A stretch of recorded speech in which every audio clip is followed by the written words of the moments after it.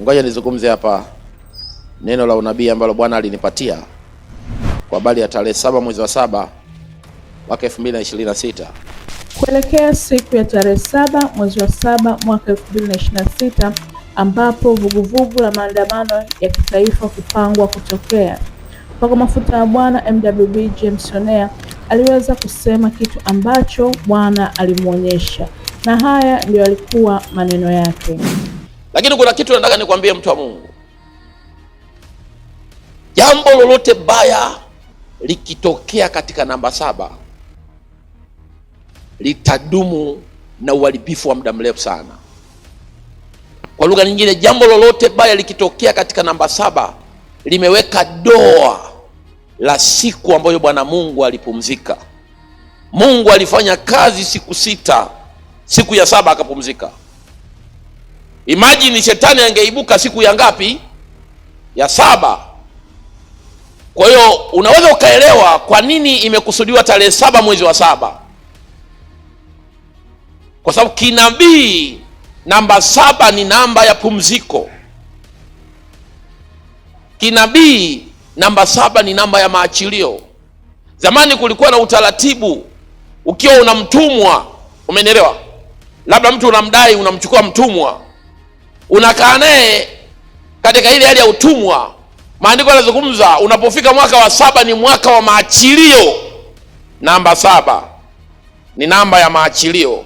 Alafu si namba 7 ndio inakuja kuwa namba ya kuweka doa jambo fulani la kitaifa. Inakuwaje?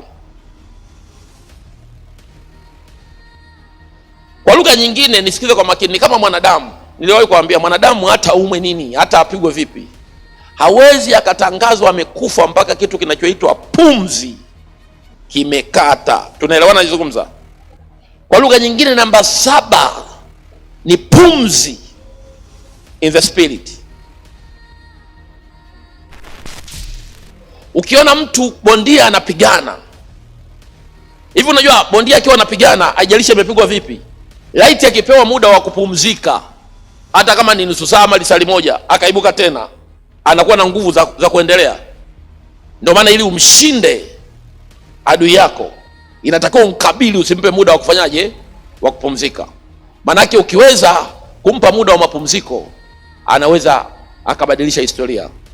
Hata kama namba 7 prophetically ni namba ya mapumziko, alafu ikapata shambulizi, unaweza ukaelewa.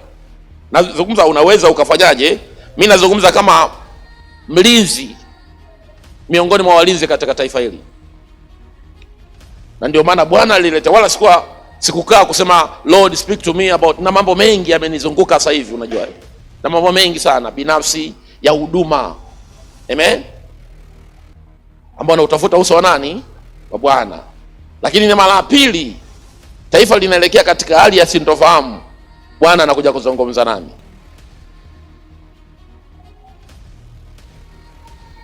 Na wakati najiuliza, Mungu, why this? Why me? Amen. Na kwa nini umeambia niwaambie nini watu wako? Manake watu wa Mungu kama walinzi, ninawaambia hivi, namba 7 ikivurugwa, there shall be no rest. Kwa sababu kuna kitu kimoja huwa hakipo. Kuna kitu kimoja huwa kipo. Unanielewa?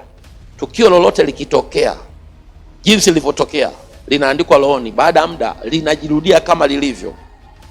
Ndio maana Solomon akasema hakuna kitu kipya duniani hapa.